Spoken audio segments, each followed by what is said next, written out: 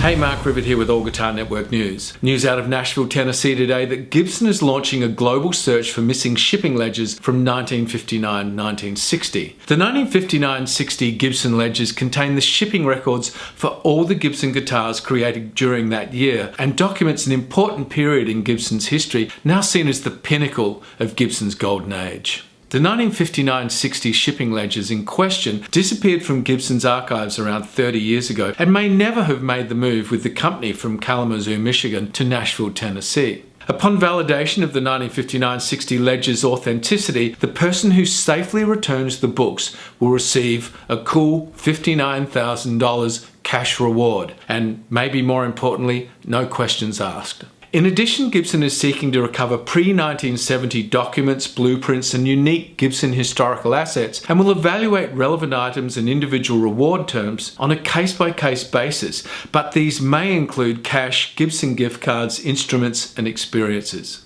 Says Gibson's Cesar Guerquian, "It'll be interesting to see where in the world they surface, given that the last time they were seen was in Michigan. While they are dusty old books to anyone else, these ledges are part of our history, DNA, and our iconic past. These ledges contain the shipping information, including the serial numbers and shipping party, for the most valuable guitars in history, the Gibson 1959 and 1960 bursts."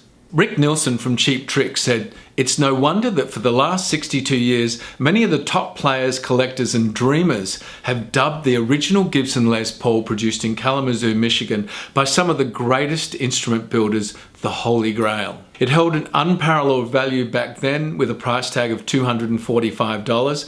Today, the value is 1,000 times that, and in some cases, worth so much more. Monetarily, historically, artistically, and most importantly, musically cool." A great collector and player of the burst, Joe Bonamassa, added, "To find the original ledges is to unearth knowledge of a pivotal point in America's contribution to not only guitar manufacturing, but to rock and roll itself." The 1957 to 1960 Gibson Les Paul standard guitars are some of the most intrinsically valuable in history, even without a famous player attached, as only 643 of the 1959 Gibson Les Paul standard were ever made. They've been played by some of the world's greatest guitarists, including Jimmy Page, Keith Richards, George Harrison, Paul McCartney, Eric Clapton, Jeff Beck, Duane Allman, Peter Green, Gary Moore, Mike Bloomfield, Billy Gibbons, Joe Perry, Slash, Rick Nielsen, Joe Bonamassa, Don Felder, Joe Walsh, Kirk Hammett, Mike McCready, Brian Ray, Dave Amato, John Shanks, and Jason Ibell, to name a few. These days, the starting price for a 1959 Les Paul standard with a highly flamed maple top is around $500,000.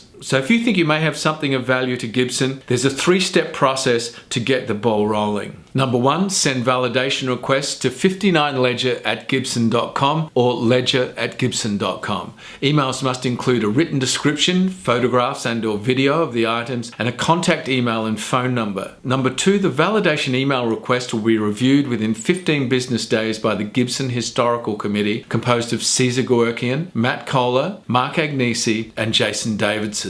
And number 3, based on the Gibson Historical Committee's analysis, the submitting party will be contacted with the next steps. We'll put all the links up here. Just click the info button. I'm Mark Rivet, and this is All Guitar Network News.